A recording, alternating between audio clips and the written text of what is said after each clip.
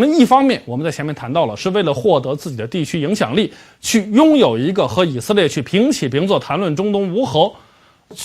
核区的这样的一个资格，从而标明自己是伊斯兰世界的主宰，或者至少是主导者。而另一方面，这实际上也是实现国家工业化的一个需求。那么在推进核计划的过程当中，伊朗实际上是要完成本国的经济现代化和工业化的。那么这样的一个雄心壮志，对于整个中东的伊斯兰国家来说，几乎是绝无仅有的。伊朗是在中东唯一一个具有进入经济现代化基础的国家，那么也是唯一一个拥有这样的人才条件的国家。显然这一点也使得伊朗成为伊斯兰世界，特别是阿拉伯世界看来特别不招人待见、特别不受人喜欢的一个邻居。因为假如伊朗的这个道路能成功的话，那就意味着在中东原有的4种政治生态当中，那么没有成功的就剩下了2种。那么一种是已经被推翻的、被扫进历史垃圾堆的埃及的这种强人政权，而另外一种就是虽然拥有巨大的石油财富，但在整个工业现代化、工业进程和现代进程当中建树很少的海湾的阿拉伯诸王国体制。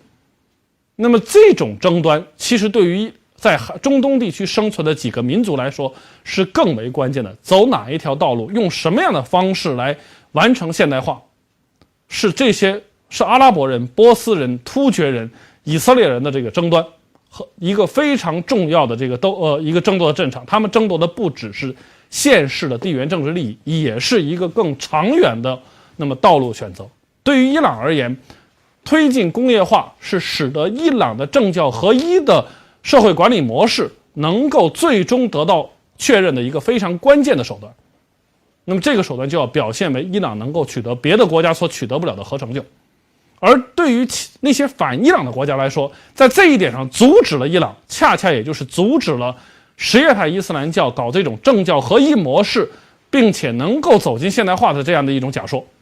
粉碎了这种假说，才会给包括沙特阿拉伯国家在内的这些阿拉伯海湾诸王国，他们推进他们的方式去提供合法性，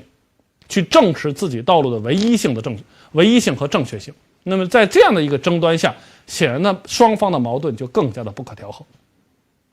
那么显然伊朗这样的一个逻辑其实并不只有伊朗知道，伊朗的竞争对手们也都一清二楚。假如伊朗公然在主张自己在制造核武器，这样的一个消息对于土耳其、对于沙特、对于埃及、对于以色列都是个好消息，因为他们也可以群起而效之，或者干脆出面承认自己是个核武国家，总之没有任何损失。但是伊朗的这种小步快跑的政策却使他们陷入一种非常困难的境地，甚至说有一点尴尬的境地，就是如果他们以此为理由要求军事打击伊朗，那么与国际法的这个依据并不足。但如果对于伊朗的核计划听之任之，就会导致伊朗不断的领先于他们，那这对于沙特、对于土耳其来说是很难接受的。所以他们的策略就在于说，不管伊朗有没有承认自己是核武国家，总之要把伊朗当成一个是在开发核武的国家。那么以此去凝聚国际干预的这个力度，去迫使伊朗改弦更张。伊朗是现实中拥有核武了，还是事实上拥有了制造核武器的能力，对于沙特来说并无区别。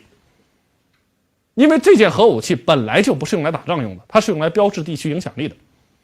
那么无论伊朗有还是没有，沙特都不能允许伊朗是唯一一个能够代表伊斯兰世界去跟以色列谈中东无核谈判的，这是没有区别的。这就是伊朗问题的实质，不是因为核问题，而